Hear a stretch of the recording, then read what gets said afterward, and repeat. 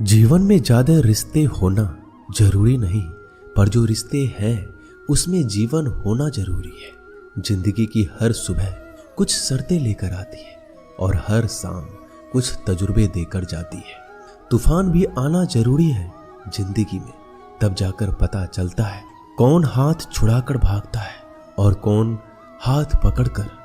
सोच का ही फर्क होता है, वरना समस्याएं आपको कमजोर नहीं बल्कि मजबूत बनाने आती है। अकेले हो तो विचारों पर काबू रखो और सबके साथ हो तो जुबान पर काबू रखो। कोई भी रिश्ता अपनी मर्जी से नहीं जुड़ता, क्योंकि आपको कब कहां किससे मिलना है यह ऊपर वाला तय करता है।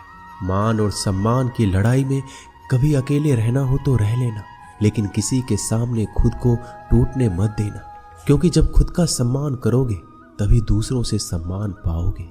दिल साफ और मकसद सही हो तो यकीन रखो किसी न किसी रूप में ईश्वर आपकी मदद करते हैं।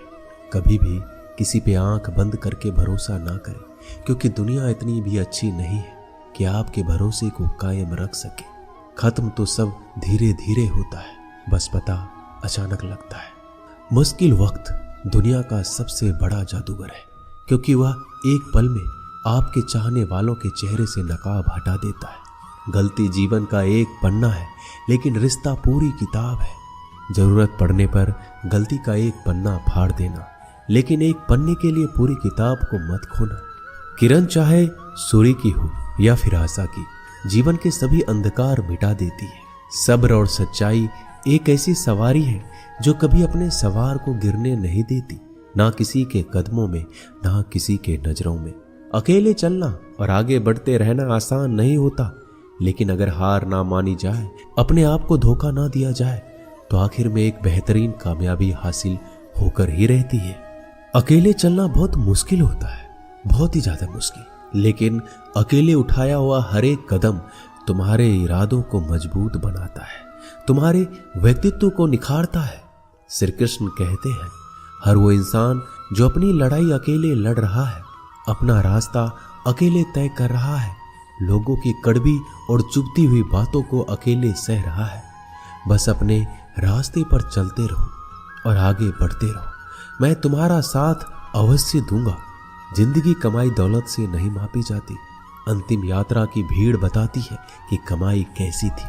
सत्य केवल उनके लिए कड़वा होता है जो लोग झूठ में रहने के आदी हो चुके हैं। जिंदगी में जीतने के लिए जिद होनी चाहिए, हारने के लिए तो एक डर ही काफी है।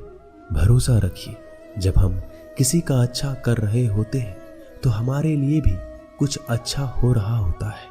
सही फैसला लेना काबिलियत नहीं है, फैसला लेकर उसे सही साबित करना काबिलियत है। जैसे उबलते पानी में परछाई कभी नहीं दिखती, ठीक उसी प्रकार परेशान मन में भी समाधान नहीं दिखते।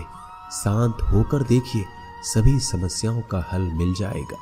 संसार में कोई भी मनुष्य सर्वगुण संपन्न नहीं होता, इसलिए कुछ कमियों को नजरअंदाज कर रिश्ते बनाए रखिए। जब किसी को किसी से रिश्ता खत्म करना होता है तो सबसे पहले वो अपनी जुबान की मिठास खत्म कर देता है।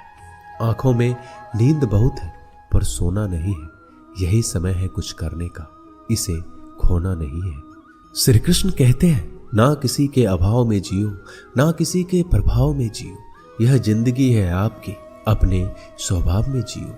रिश्ते को इस तरह से बचा लिया करो, कभी मान जाया करो, कभी मना लिया करो। मौन रहना एक साधना है और सोच समझकर बोलना एक कला।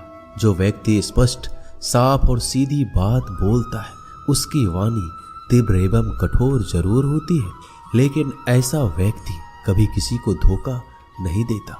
जो प्राप्त है वही पर्याप्त है। इन दो शब्दों में सुख बेहिसाब है।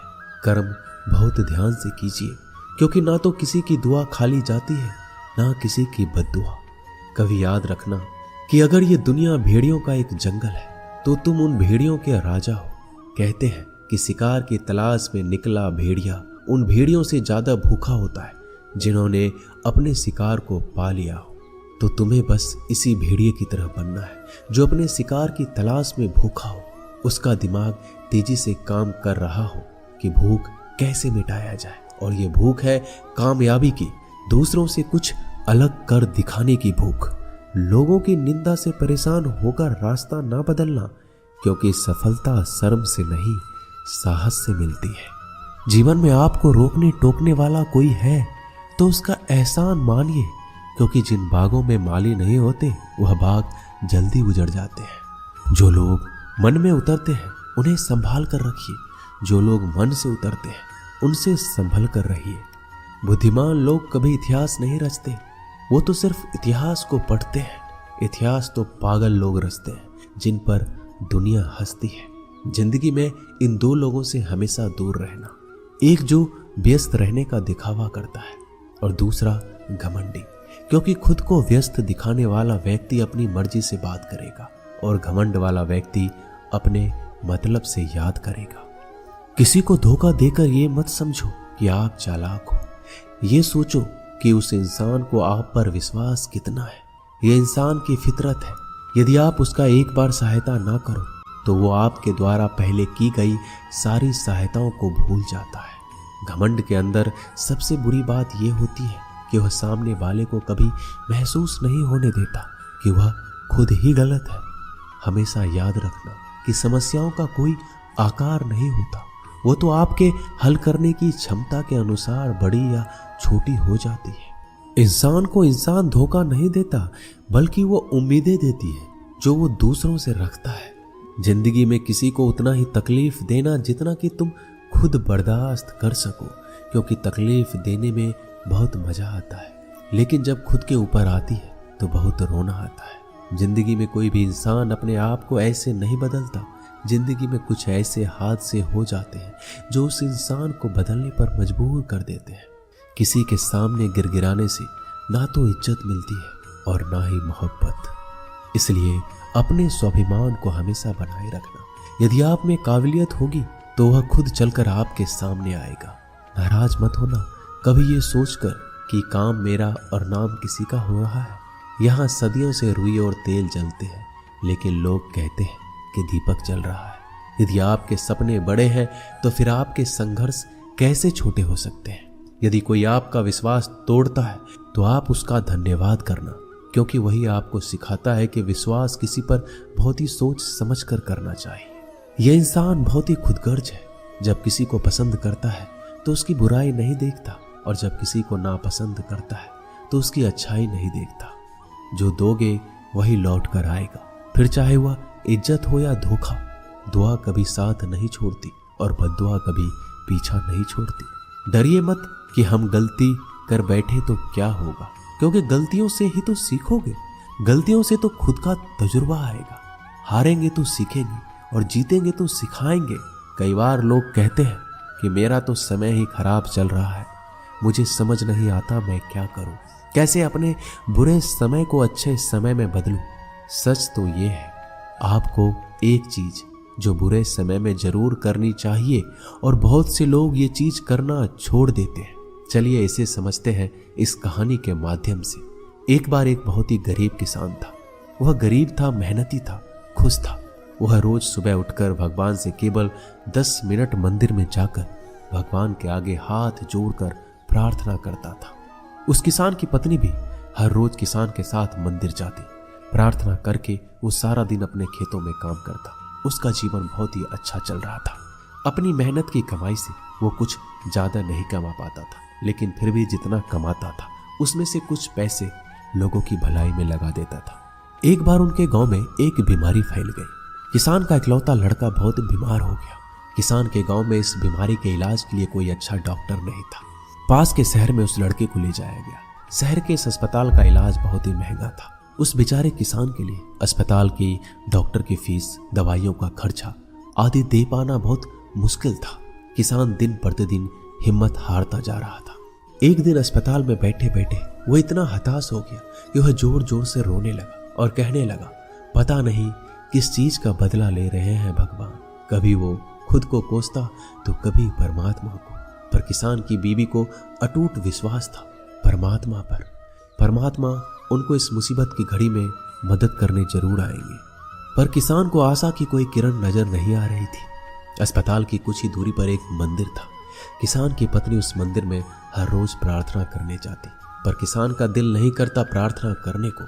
डॉक्टर ने किसान से कहा उसके बच्चे के इलाज के लिए 10,000 की आवश्यकता है, पर किसान के लिए इतनी बड़ी रकम इकट्ठा कर पाना असंभव था।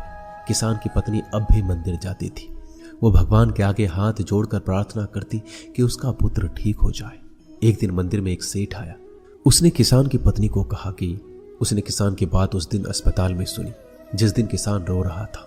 सेठ ने बताया उस दिन सेठ की पत्नी भी अस्पताल में थी। अब वो पूरी तरह से ठीक हो गई है और घर चली गई है।